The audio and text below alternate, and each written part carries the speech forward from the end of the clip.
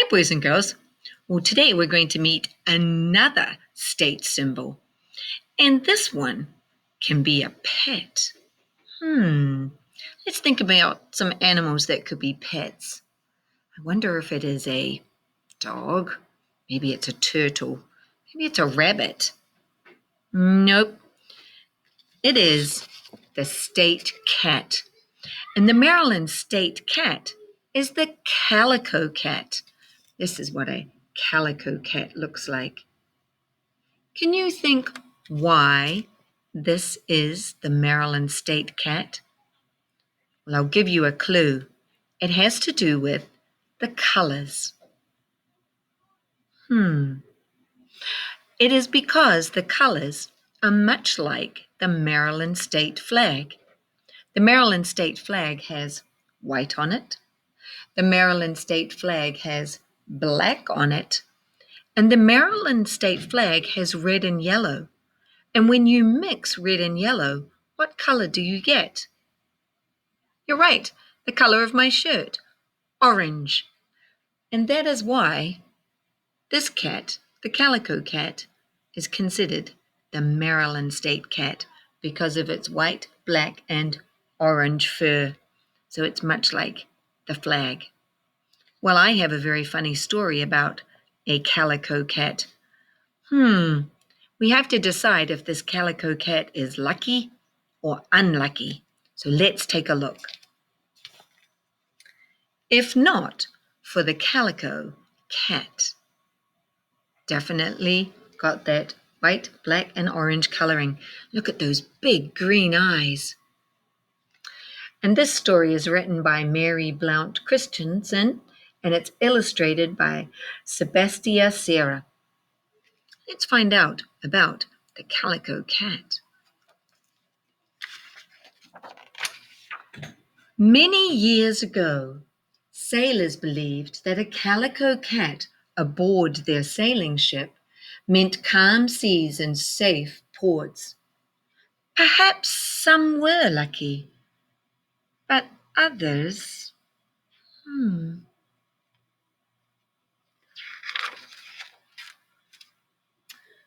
Long ago, when ships spread their sails like giant butterfly wings, people believed that the world was flat and no bigger than what they saw. Which is why 2 days after the crew of the Jade Lotus had watched the Sea Pearl sail away and disappear from sight, they were sure that it had slipped over the edge of the earth and into a nest of sea serpents. But the crew also believed that a calico cat aboard their ship would save them from the same fate. So they didn't want the same thing that happened to the Sea Pearl to happen to them. They thought the Sea Pearl had fallen off the edge of the world because it didn't have a calico cat on it. So they wanted to make sure they had a calico cat on board their ship before they set sail.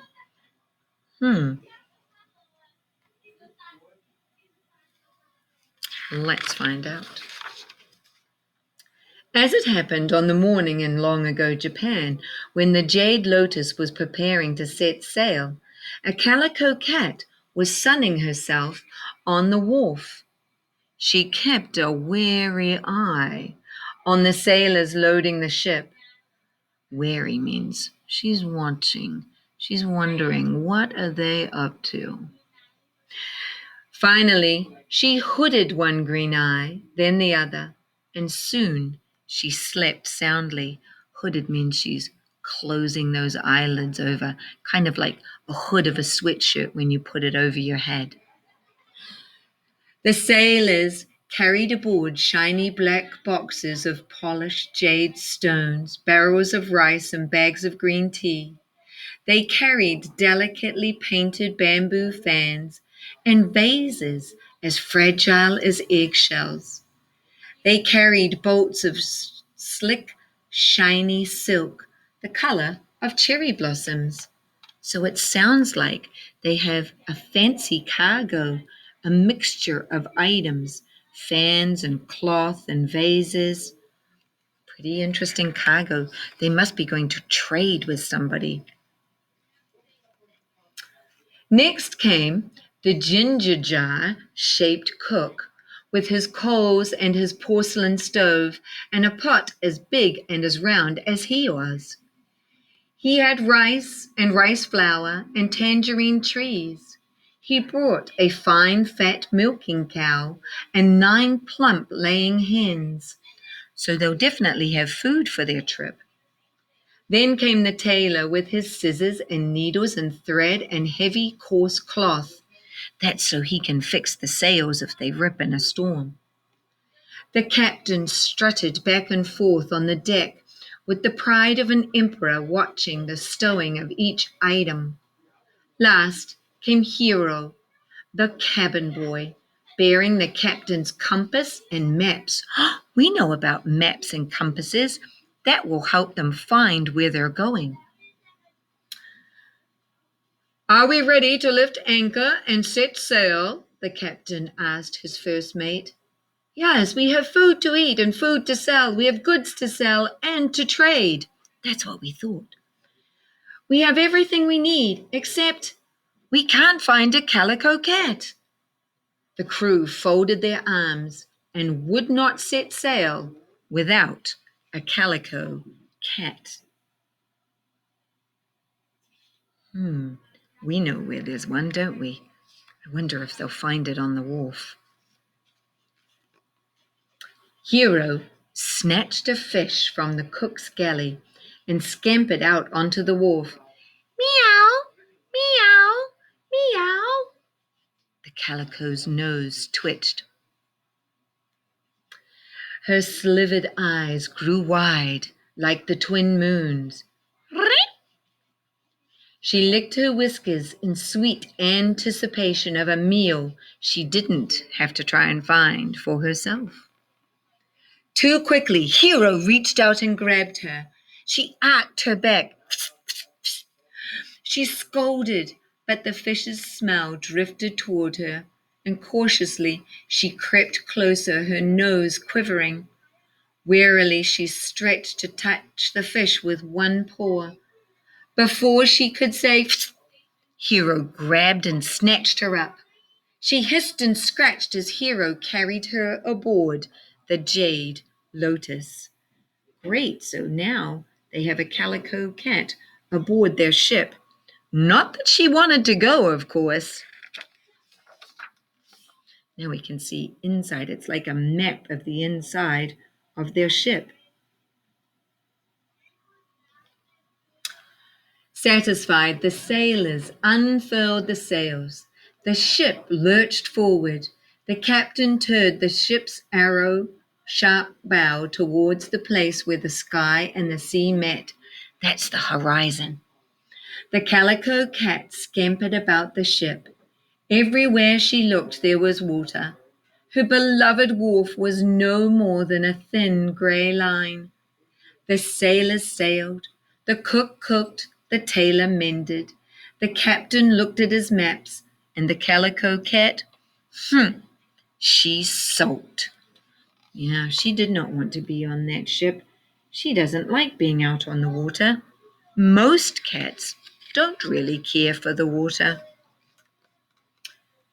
When the Jade Lotus had been at sea for 2 weeks and a day, the Calico Cat wandered into the ship's galley. Pitty-pat, pitty-pat. She leaped on top of a barrel of rice flour. Oh, it felt like a soft white sand near her beloved wharf. Rrr, rrr. Ay, ay, ay! The cook yelled and chased her away. The Calico Cat ran into the captain's cabin and leaped onto his desk. Pit-a-pat, pit-a-pat, pit-a-pat. She ran across his maps, leaving flowery white paw prints. Zap! The captain swatted her away with the sleeve of his kimono. That's the shirt that he's wearing. Wow, and she's left these marks on the map. I hope they know they're cat paw prints. Oh, Was there no place to sleep for a calico cat? She found some shade beneath a billowing soft sail, and there she curled into a ball to sleep. But something brushed across her eyes. Her eyes snapped open. A dangling rope moved across her body with each dip and rise of the ship. Angrily, she swiped at it. The sail shifted ever so softly and slightly. The ship turned its bow ever so slightly. Yikes. So the calico cat swatted a rope. The rope pulled the sail turned a little bit, and that made the ship turn a little bit. Is it going the right way now? I wonder if anybody's noticed. Meanwhile, the captain studied his maps. He said, I have never noticed these poor-shaped islands before. Tell the wheelman to turn the ship 10 degrees to the north, he told Hero. Are those real paw print islands? Yikes. And now he's told Hero to let the person who's driving the boat turn it towards the north. The Jade Lotus sailed for weeks. The water grew colder and choppier. By day, the captain frowned at his maps. By night, he scowled at the stars. The sky is all wrong, he told Hero. Nothing is where it should be. On the evening of the third full moon at sea, Hero brought a pot of steaming hot tea to the captain. What if we're sailing too near the edge of the world? Hero said to the captain. If they're going north, where do you think they're getting closer to if it's getting colder? I agree with you. Most likely the North Pole. Hero set the tea on the captain's desk. If we were near the edge of the world, would the air not be hot from the serpent's breath? Yet here we are, really cold, he told the captain. The good fortune of the Calico Cat is with us, Hero reminded him. When the captain went on the deck, the Calico Cat cautiously leapt onto the desk, knocking over a cup of tea. Like a river, the tea rolled over the map and onto the floor, carrying it with it, the paw-shaped islands. Yay, so at least the tea washed off his paw prints, but now I wonder if the tea is ruining the map. The sea grew dark and foreboding. That means really scary. It slid across the deck, carrying with it buckets and lanterns and coils of rope.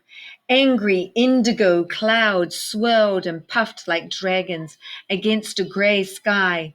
The sails ripped from their masts. The tailor couldn't finish mending one sail before another one ripped apart. The deck became slick and slippery with a thin layer of ice. Oh, this does not sound good or lucky at all.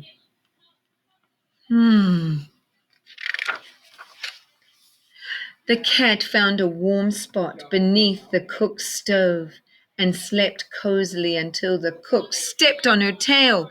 Yow! She fled to the deck. Sailors' feet skittered here and there. Was there no place a cat could be safe? She saw the milking cow standing inside her fence, straddled-legged. That means her legs are spread out. Swaying with the motion of the ship, the calico cat sprang onto the cow's back. The ship tipped. Whoa! And the cat dug in her sharp claws to hang on tight. Uh-oh. What do you think the cow is going to think about having some claws dug into her back? Startled by the pain of the claws, the cow lowered her head and kicked her hind legs out. The pen fell down around her. She kicked the bamboo cage of the plump laying hens. Crash went the cage. Went the hens. They flapped in every direction. One fluttered into the tangerine tree. The tree trembled and the tangerines tumbled onto the deck like marbles from a sack. They thumped against the boxes, bumped into the barrels, and slid under the sailors' feet. Ah! One sailor complained. The hen flapped to the top of the tailor's head, where she held on tightly. Ay, ay, ay, ay! The tailor yelled in surprise and flung his hand up. His needle stuck into the captain, who let go of the ship's tiller. The tiller is what they use to steer the ship, and now the captain's let go because his leg hurts with the needle in it that the tailor dug into him. Oh, he didn't mean to because the chicken was on his head. Oh man, this is turning into a no good, very bad day. One mistake is leading to another mistake. With no one at the tiller, the ship sailed in ever widening circles until it thudded ka-whump into a floating island of ice. The ship's hull crumpled like paper, and it swallowed seawater like a thirsty dog. Oh no! What's going to happen to the ship, do you think, now that it's got a big hole in it?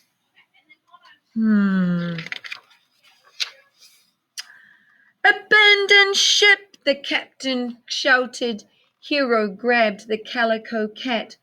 Barrels of rice, bolts of fine silk, the color of cherry blossoms, delicately painted bamboo fans, and vases as fragile as eggshells slid into the icy water. They bobbed about like fishing corks. First came the sailors, then came the ginger jar-shaped cook with his sloshing soup pot. Next came the tailor with his mending thread and needles. Then came 9 plump hens, their feathers wet and ruffled. Afterward, the fine milk cow with a mournful moo. Hero, still clutching the Calico Cat, crawled onto the icy float. Last came the captain. The jade lotus gurgled, it belched, and then it was gone. Oh no, sinking deep down into the sea. I'm glad everybody made it off the ship okay, but oh my goodness, what a mess things are. The seawater seeped into the bobbing barrels. It made the rice swell. The barrels exploded with a loud poof. Soft, fluffy rice flew into the air and fluttered down like snow. And what did they see through the rice flurries? It was the sea pearl, peering down at them from its railing with the moon eyes of a calico cat. It said. It switched its tail from side to side. The crew of the Sea Pearl reached out eager hands to pull those from the Jade Lotus aboard. That their own Calico Cat answered as she too scrambled aboard the Sea Pearl. Well, I'm glad the Sea Pearl turned up. It wasn't lost at all. It was still sailing around in the ocean. And thank goodness, because they were able to rescue the people off the Jade Lotus. Now they have 2 Calico Cats. I hope that doesn't mean twice as much trouble, because this Calico Cat, I don't know that it's that lucky. When all of them were safe and dry, Hero took a pot of ginseng tea to his captain. We are most fortunate, Hero said as he plumped the captain's pillow. The captain glumly rested on the bed. I have lost all my trading goods. My beautiful ship is at the bottom of the sea. What is fortunate about any of this? Oh, Hero replied, just think what might have happened if not for the Calico Cat. The captain moaned and shook his head. Indeed. If not for that cat, just think. At the foot of the captain's bed came a soft, contented meow. Ah, at last the perfect place for a calico cat. Now that's two different opinions. Hero thinks the calico cat was lucky because they got to stay alive. The captain thinks the calico cat was unlucky because his ship sunk and he lost all his goods. So I leave it for you to decide. Do you think it was lucky that they had a calico cat, or was it unlucky that they had a calico cat?